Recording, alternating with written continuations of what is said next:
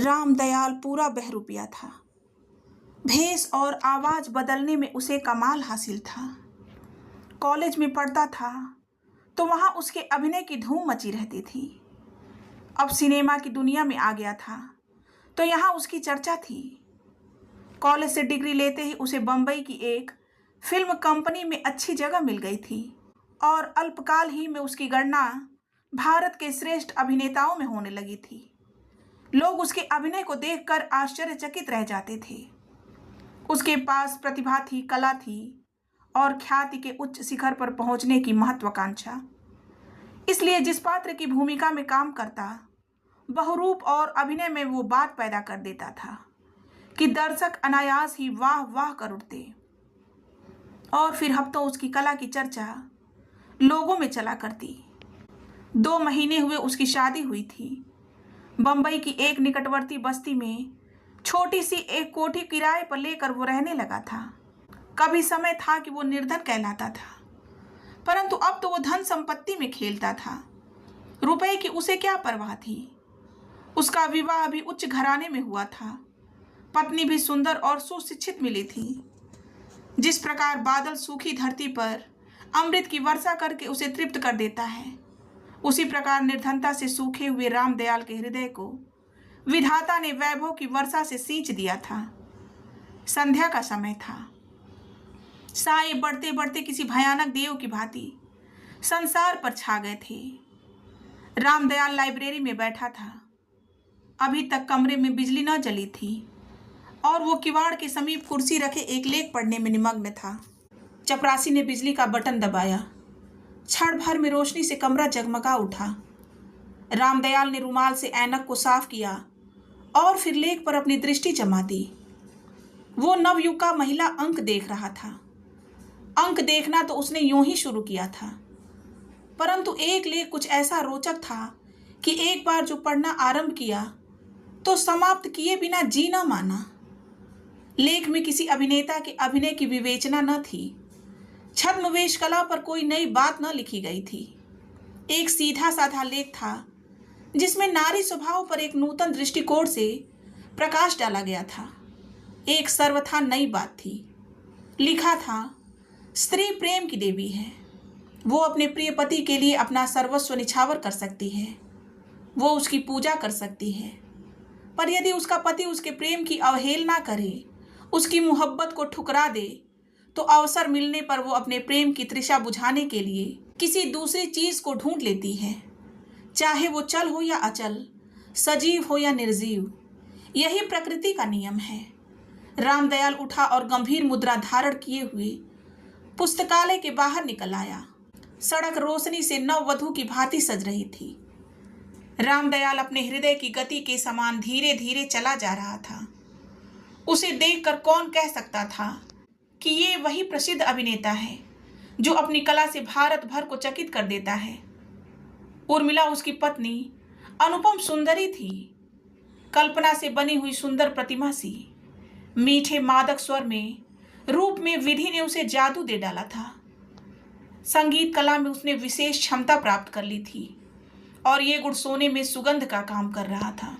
जब भी कभी वो अपनी कोमल उंगलियों को सितार के पर्दों पर रखती और कान उमेट कर तारों को छेड़ती, तो सोए हुए उद्गार जाग उठते और कानों के रास्ते मिठास और मस्ती का एक समुद्र श्रोता की नस नस में व्याप्त होकर रह जाता। रामदयाल उस पर जी जान से मुग्ध था और वो भी उसे हृदय की समस्त शक्तियों से प्यार करती थी। दोनों को एक दूसरे पर गर्व था, किंतु ये सब कुछ स्थायी न हो सका।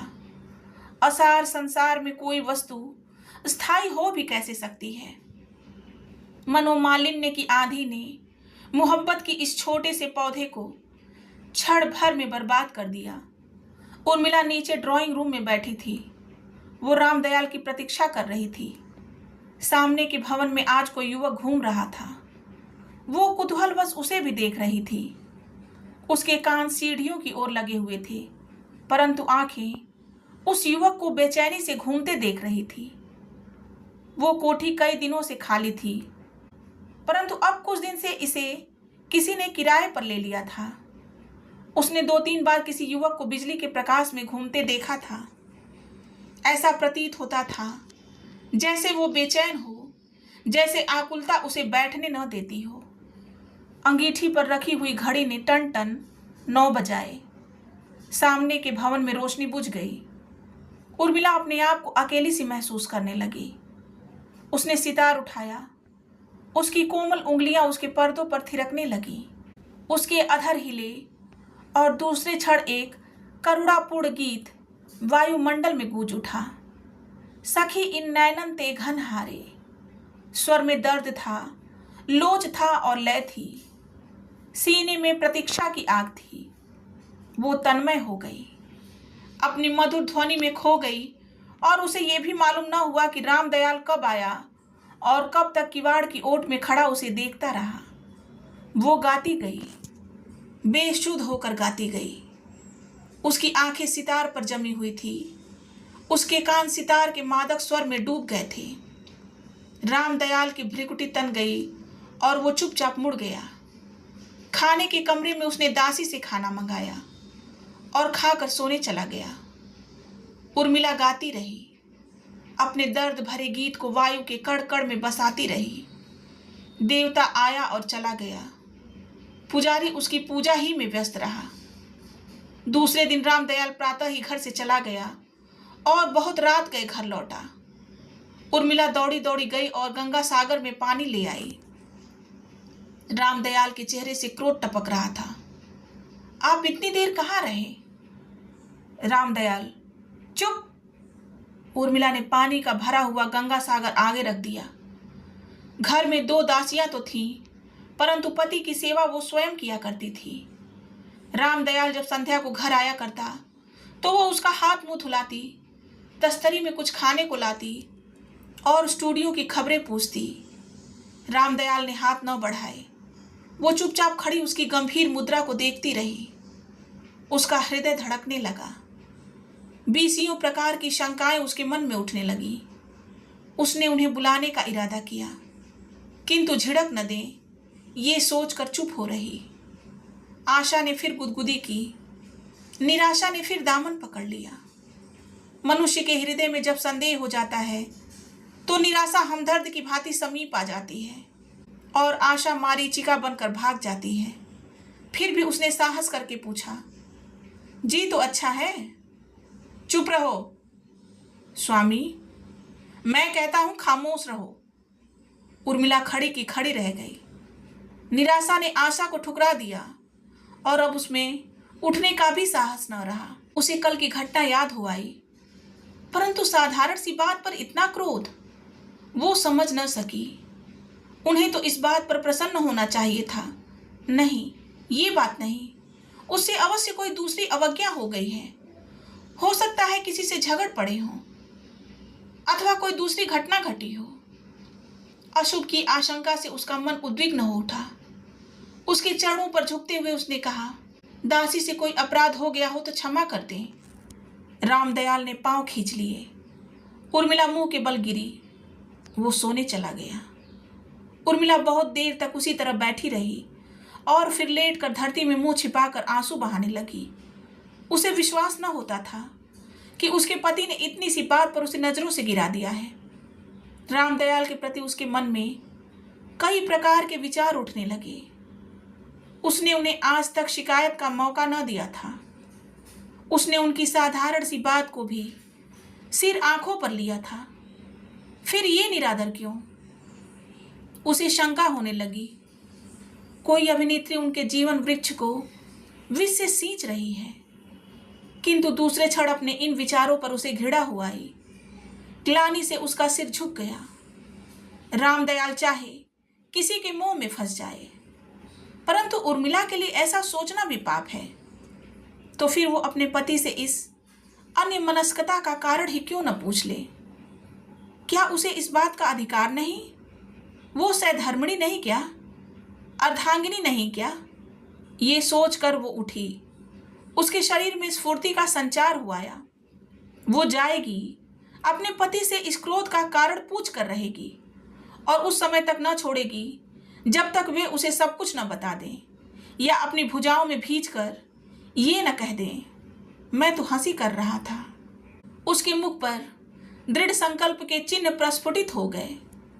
वो उठी और धीरे धीरे रामदयाल के कमरे में दाखिल हुई। वो लेटा हुआ था। उसके चेहरे पर एक गंभीर मुस्कुराहट खेल रही थी, अव्यक्त वेदना की अथवा गुप्त उल्लास की, कौन जाने। उर्मिला के आते ही वो उठ बैठा। उसने कड़क कर कहा, मेरे कमरे से निकल जाओ, जाकर सो रहो, मुझे तंग मत करो। क्या अपराध? मैं कहता हूं चली जाओ। उर्मिला खड़ी की खड़ी रह गई, जैसे किसी जादूगरनी ने उसके सिर पर जादू की छड़ी फेर दी हो। वो स्फूर्ति और संकल्प जो कुछ देर पहले उसके मन में पैदा हुए थे, सब हवा हो गए। इच्छा होने पर भी वो दोबारा न पूछ सकी। उदासी का कारण पूछना, उस अकारण क्रोध का गिला करना, अपने कसूर की माफी मांगना, सब कुछ भूल गई। कल्पनाओं के भव्य प्रासाद पल भर में धराशायी हो गए। वो चुपचाप वापस चली आई और सारी रात गीले बिस्तर पर सोए हुए मनुष्य की भांति करवटें बदलती रही। नींद न जाने कहाँ उड़ गई थी। समय के पंख लगाकर दिन उड़ते गए। रामदयाल अब घर में बहुत कम आता था। उर्मिला को सेवा के लिए 2 दासियों में एक और की वृद्धि हो गई थी। वो उनसे तंग आ गई थी।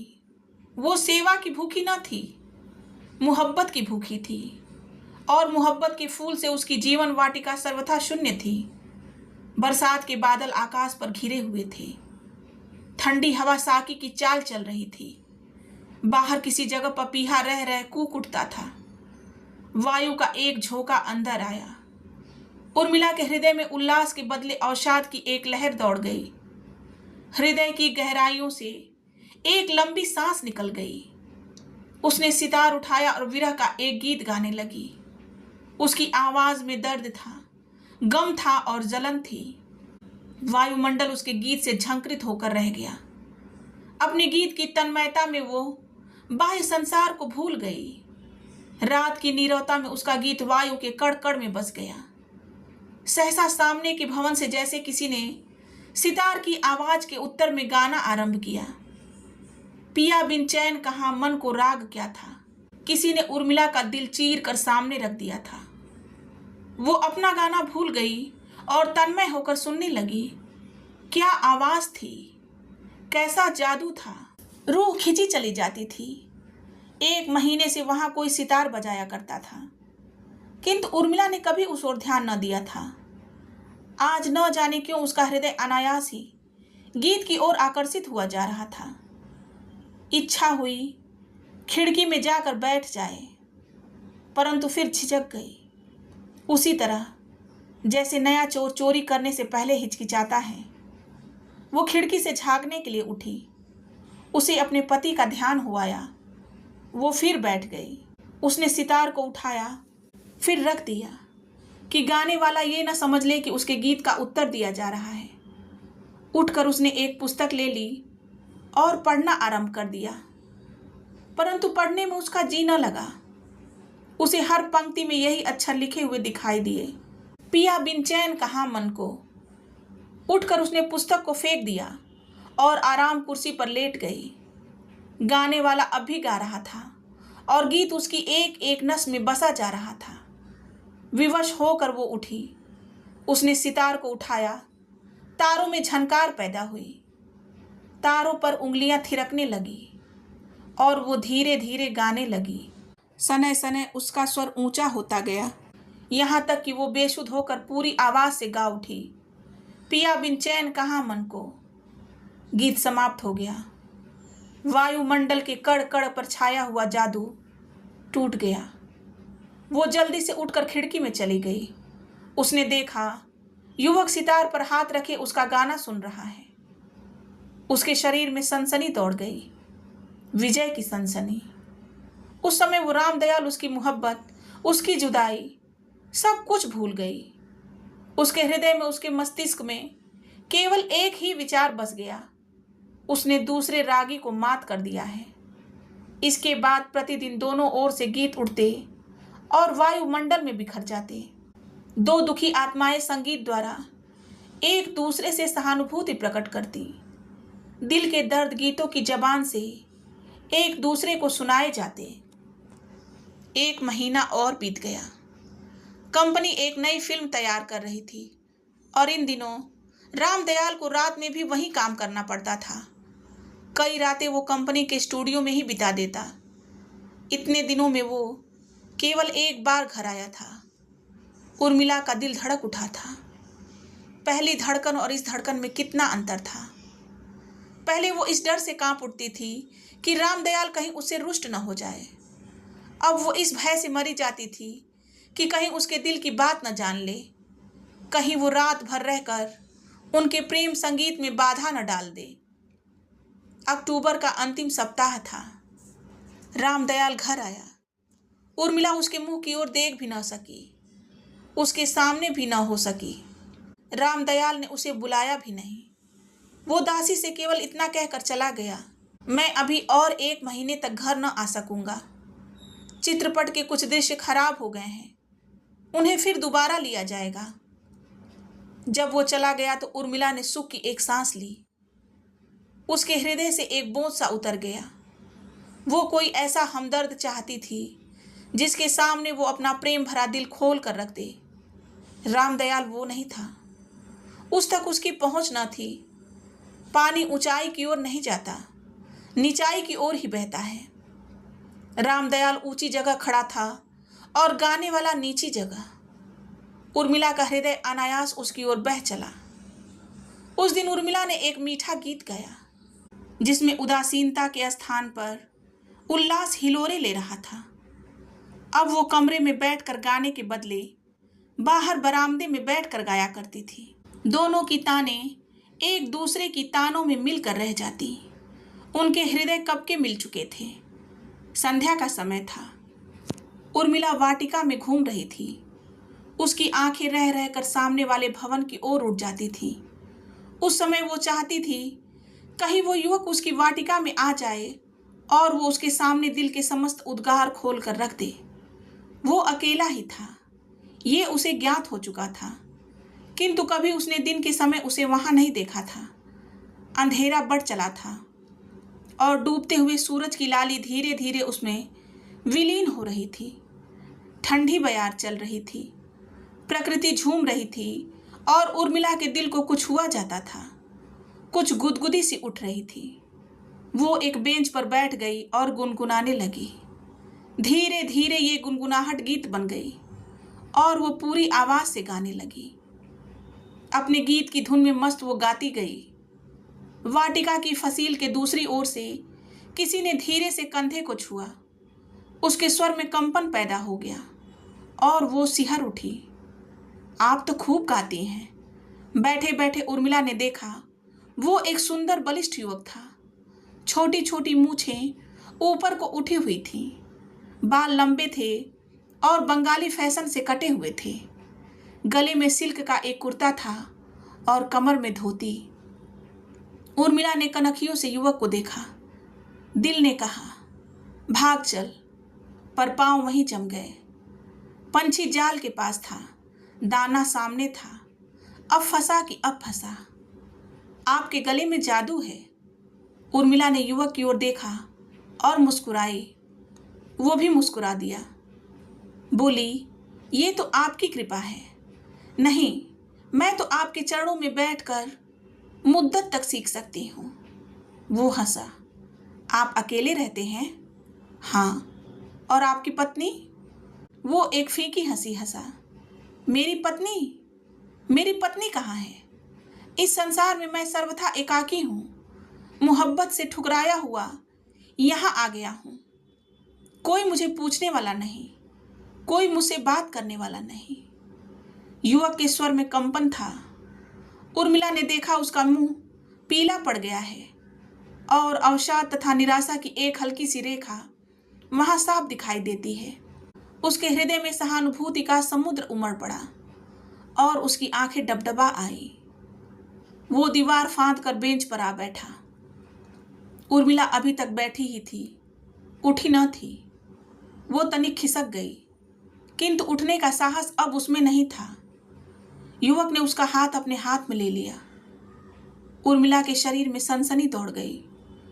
उसने हाथ छुड़ाना चाहा। युवक की आंखें सजल हो गईं। उसका हाथ वहीं का वहीं रह गया।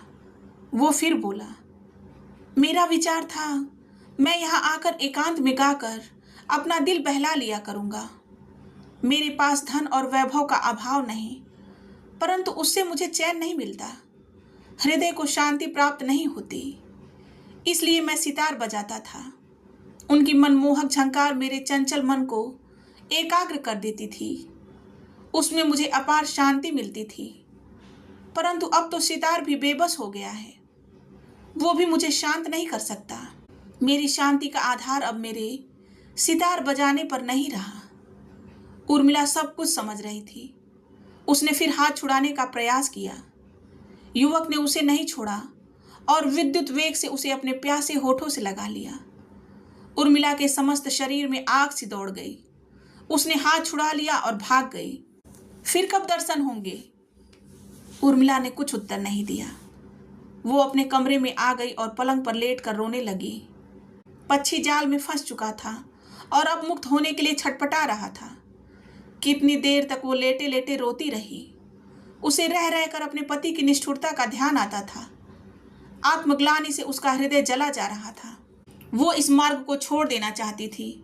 पश्चाताप की आग उसे जलाए डालती थी। वो चाहती थी उसका पति आ जाए, उसके पास बैठे, उससे प्रेम करे और वो उसके चरणों में बैठकर इतना रोए कि उसका पाषाण हृदय पानी पानी हो जाए। उठकर वो रामदयाल के पुस्तकालय में गई।